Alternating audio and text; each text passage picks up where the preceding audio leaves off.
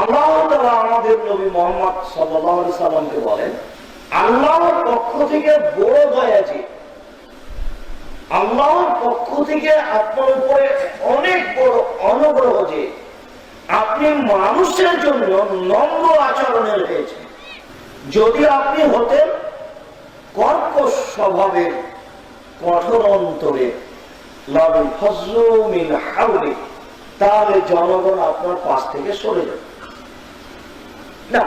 ও কথা খারাপ, কথাতে এমন ভাবে বলে যে পাশে টিকা যায়।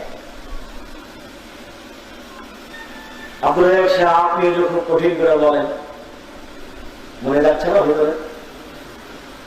জি, আমি বলি যেটা সেটা হচ্ছে আল্লাহ রাসূল বলতে বলছেন। আল্লাহ রাসূল যখন বক্তব্য দিতেন, জাবের রাদিয়াল্লাহু তাআলা আনহু বলেন, এই কথা যখন রাসূল সাল্লাল্লাহু আলাইহি ওয়াসাল্লাম বক্তব্য দিতেন, ওয়াহমারাত আয়নাহু, তার দুই চোখ লাল হয়ে যেত, ওয়াস্তাদা গাসাবহু, তার রাগ বেশি হয়ে যেত, ওয়ালা সাউতুহু, তার কণ্ঠ উঁচু হয়ে যেত, কান্নাহু মঞ্জুর যায়, যেন তিনি সৈন্য দলকে ভঙ্গ দেখাচ্ছেন।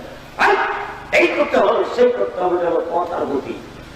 আমরা কথার গতিটা এমন ভাবে পেশ করতে চাই যাতে করে অন্তত আপনার অন্তত 20 বছর মনে মিঠে করে কণ্ঠস্বরে কথা বলে আপনার মনে থাকবে না। আর এই কথা যে কত বাস্তবতা আছে তা আমাদেরকে জিজ্ঞাসা করলে, বা এখানে অনেক মানুষ আছে যারা বলবে, আব্দুল রাজ্জাক সাহেব সেই দিনের বক্তব্য শুনে প্যান্ট কেটে টাকার উপরে করেছে, আব্দুল রাজ্জাক সাহেব সেই দিনের বক্তব্যে দাড়ি ছেড়েছে, আব্দুল রাজ্জাক সাহেব সেই দিনের বক্তব্য শুনে বাড়িতে চতুর্দিক দিয়ে সুন্দর করে ঘেরেছে। কত নিবেন আপনি? হাজারো লক্ষ মানুষ আছে, কোটি মানুষ আছে পৃথিবীতে। তার মানে কথা যখন মানুষ বুঝতে পারে, কথা যখন মানুষের ভিতরে আটকা পড়ে, তখনই মানুষ কথাটা নিয়ে ভাবতে পারে।